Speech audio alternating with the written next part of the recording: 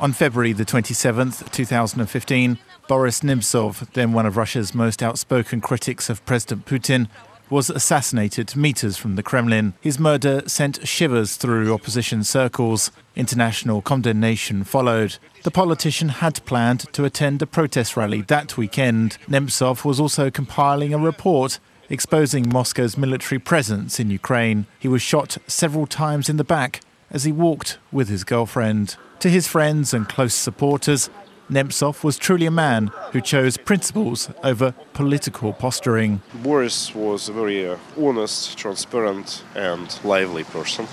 He truly enjoyed life, and he was very sincere about his political ideas, which I not always shared, but I could always talk to him about them, and we could debate, and he was always very reasonable and presented reasonable arguments, and they could have been debated, and he listened to his opponents.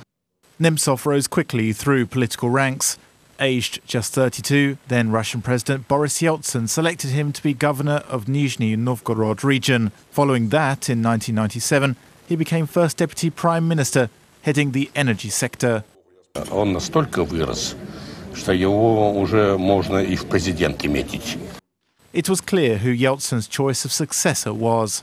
After the government's dissolution, he headed the Union of Right Forces faction in the Russian parliament. During the presidential elections in 2000, the party supported Vladimir Putin. However, Nemtsov quickly realized his mistake.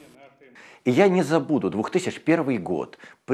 will never forget 2001, when a large delegation of the right opposition, Union of Right Forces, came to Kyiv. Russian politician Irina Hakhamada and several other MPs bragged about their achievement, that Putin was elected president. I raised my eyes, looked at Nemtsov and heard this phrase, "Well, we'll see how promising he is."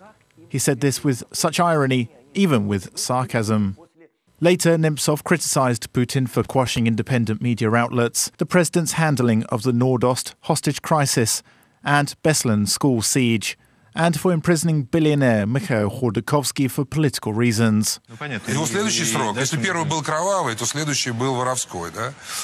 In 2015, Nemtsov had planned to publish a report with evidence of the presence of Russian troops and weapons in the occupied part of Donbas. We see the graves of the soldiers in Kostroma, Pskov, Novgorod. Why are you, Supreme Commander-in-Chief, renouncing these soldiers? Why are you lying, saying that there are none of our weapons there? 3 hours after this interview, Nemtsov was killed. A court convicted 5 ethnic Chechen men of his murder in summer 2017. Yet those who ordered, financed and organized the killing remain at large. I think Nemtsov was killed so that there wouldn't be a different Russia. Nemtsov was the embodiment of a different Russia. I think that was the reason. Earlier this year, Washington, D.C. renamed a street outside the Russian embassy in honor of the slain activist.